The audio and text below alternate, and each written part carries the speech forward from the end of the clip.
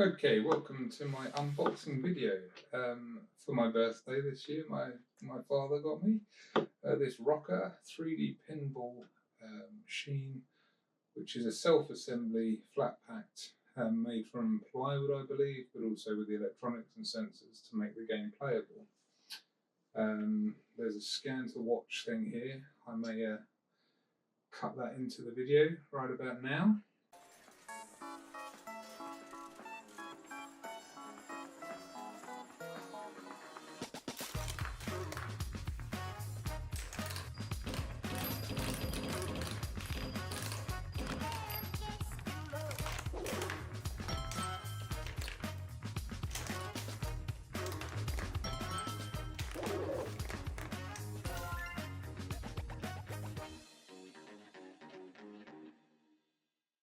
So as you can see, it's an exciting looking game. I'm curious to know how long this is going to take to play, or to build, in fact, and to play. Just having a look at a few of the features at the back here. We've got, what does it say? Well, level is 6 stars, so that's quite terrifying for a first attempt at one of these assembly games. Assembled size 275 by 475 by 280 millimeters. Made in China. I first saw this when I was in Japan and I wanted to purchase it. And it was an unbelievably cheap thing for what it was, I thought. However, the weight of it, because it's quite heavy, I didn't feel I could bring it back, but I happened to mention it, and it has been found on Amazon, funnily enough. Let's have a look what's inside the box. So, just slip through these tape here and here, and I will slip through the tape under here, like so. Down. Okay, let's try and remove the tab. Let's see what we've got inside the box then. Oh wow, immediately it looks very complicated. So it's all nicely wrapped up. Can I unfold that? To get an idea of what's in. Not really. Okay, let's take out this top package. So this looks like all the wooden components. You can see there's quite a few layers of wood, maybe some more plastic or sticky tabs for some things there, but very intricate by the looks of things. Very intricate, but exciting nonetheless. Okay, so let's take a look inside this package. Let's see all these wooden components in their fine form. So I'm going to just slice gently through the plastic. Try very hard not to scratch anything at this point. Although most of the parts around the side are just excess, of course, but don't want to ruin anything straight away before we've even started.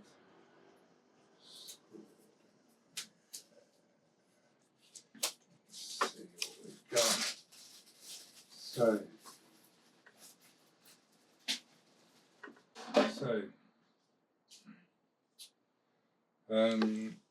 Right, okay, there's some intricate little details there, a couple of little elephant looking things, stars. Maybe these are some of the tracks for like the ball run, maybe. We'll see. Another one there. I'm guessing the circus is part of the marquee at the back. That's very flexible the way that's carved in there. This is an incredibly accurate CNC cutter, assuming that's what they've used to create this. But that is quite incredible. Detailing here on what looks like the ball firer, possibly. There's the spring drawn there. Like there's even, is that printed on or is that just engraved with the CNC machine? I'm not entirely sure. I'm going to guess it's probably engraved. So there's some fine plastic parts there, which I'm guessing are It may be mechanical, it may be to help things slide and move. Some strips of what I'm assuming is double-sided sticky. Oh, and a bit of sandpaper there, okay. And what have we got? Okay, so these are separate boards, it's not one whole board. Oh boy, there's so many pieces. It's almost falling out as I move it, so it doesn't look like it'd be too hard to remove the elements cleanly. They're very well cut already. Anything standing out possible, something to do with the flipper mechanism there. More little animals, looks like a little sea otter with a ball on his nose. Little danger signs in here. Wow, there's so many intricate details. More characters on this one. See the ROKR logo. We've got marching band men with trumpets and drums. Clown here. The details are quite extraordinary for something of this size. It's very, very impressive. I'm going to try and keep them in order just behind here so I can put this back together in the assumingly correct order. This looks like, okay, the central base from the video, possibly where these elements light up underneath as the ball rolls over. I might be wrong, but that's what it sort of looks like it could be to me.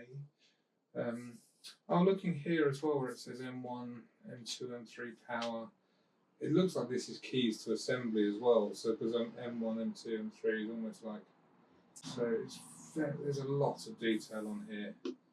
So hopefully that will help with the assembly. Again here, maybe some more, maybe some more of the ball run tracks. Stars probably from the marquee, top of the marquee section. Very cool. Okay, this is a much bigger element now. Let's have a look. So, what fascinates me about this is all these slots down here, based on the one I felt before, makes that all very sprung. It's very movable. That's really interesting. I wonder what that flex is for. It seems like it's for some sort of mechanical purpose. That's really interesting. I'm intrigued to see. There's lots of these pieces. It may just be so they can bend. Maybe they have to fold round something. But very, very intricate. I'm nervous to move that one because it may all fall out. Oh wow, okay. Some more details, more decoration in here. See, like the curtains, possibly more bits for the mark. Oh no, that's probably the side panels actually, looking at that. That looks kind of like the side panels. Oh, bits falling out already. Okay, well it's going to come out easy, but let's not lose them, eh? Yeah, so side panels, more Pinball bowling symbols here, more stars. Very ornate headers here. Wow.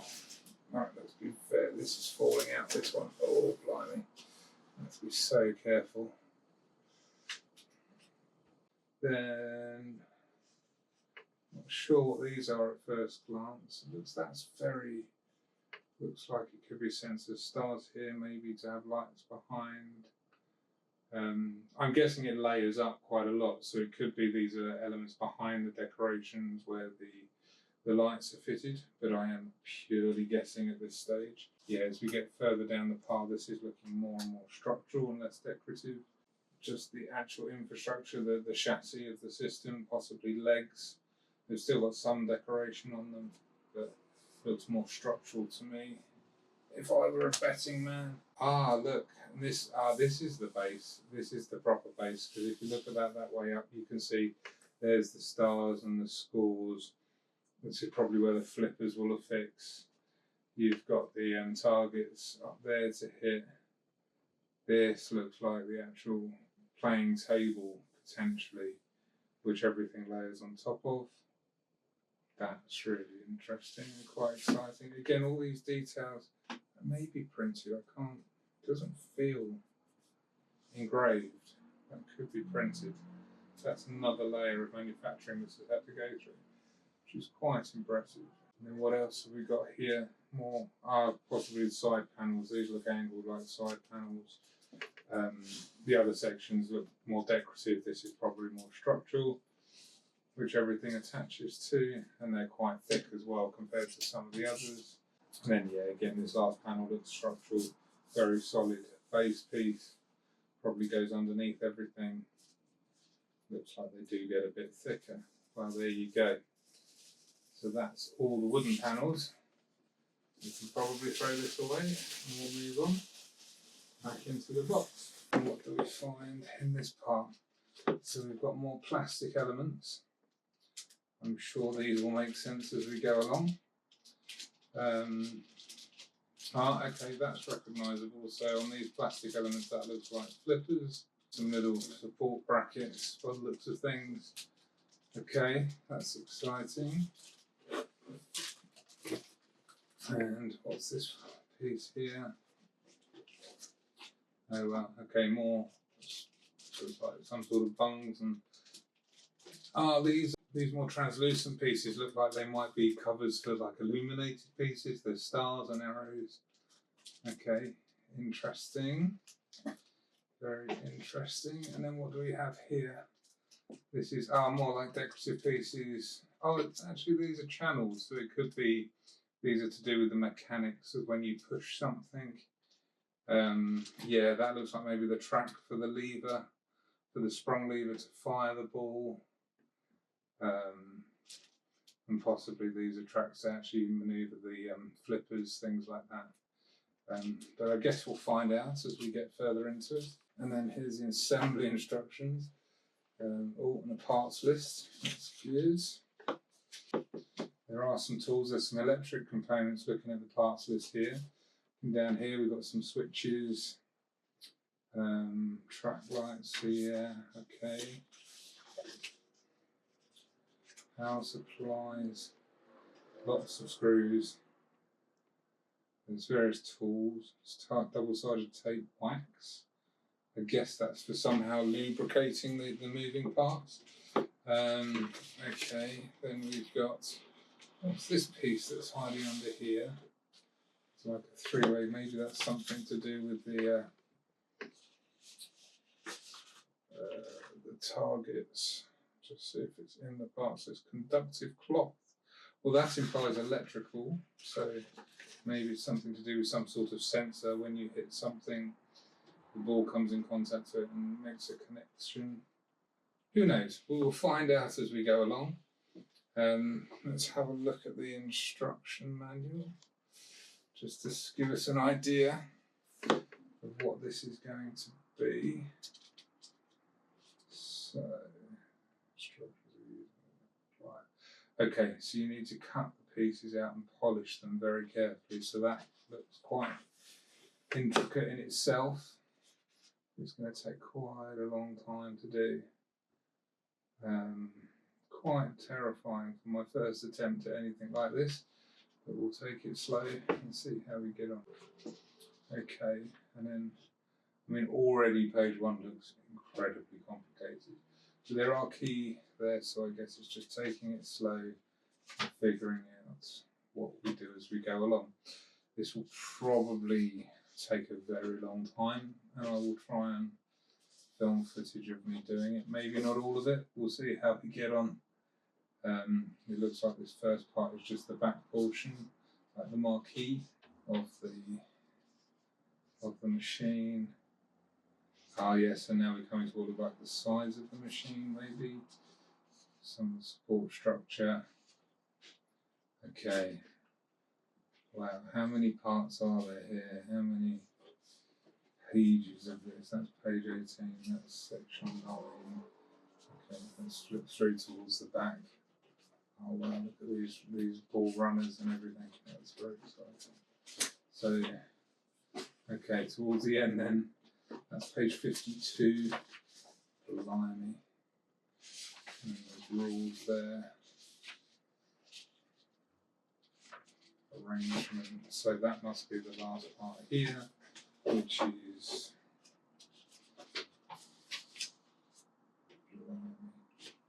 that's page 50. So we've got 54 places to go. Wow, okay. Let's see how we do with that. Wowzer. That's quite intimidating at this point, but I guess let's take it slowly and see how we get on. It looks like there's some more elements underneath this piece. I'm guessing I haven't seen anything electrical yet or the tools, so it's probably what's under here. Oh wow. Okay, so let's see what we've got. So this looks like springs and tools in this section in the top right. Oh, these are like semiconductors, so little electromagnets. So I'm guessing they're for when the ball hits the, I'm not sure what you call them, the targets. Lots of tiny screws and components. USB cable, oh, that looks like the powering. Wowzer. Lots more screws.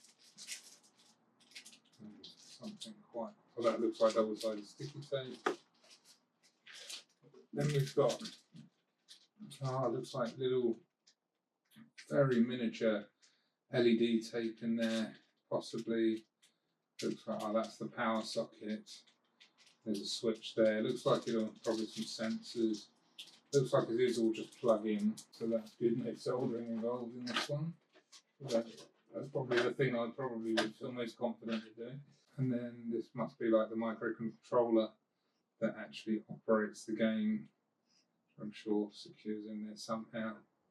Oh, there's even LEDs on the back of this circuit board on the PCB, so that probably fits into the marquee somehow and backs and illuminates some of the decorative elements. Wow, okay. Thought I would get pretty much straight into it, but I think I need to take a breath and have a think, have a little read of the manual, just familiarise myself with everything a little bit more. And then we will catch up again and see what progress we can make. I feel like I should have started smaller. This is very intimidating for a first go, but let's see how we get on, shall we? Do follow along on this journey. It could go really well, it'd be very exciting, or I could fail miserably and get very upset. But let's hope that doesn't happen. That pretty much concludes this video. If I was a vlogger, I would say like and subscribe and follow along. Don't forget to hit that notification bell, and I will see you next time. That is the 3D pinball machine by ROKR.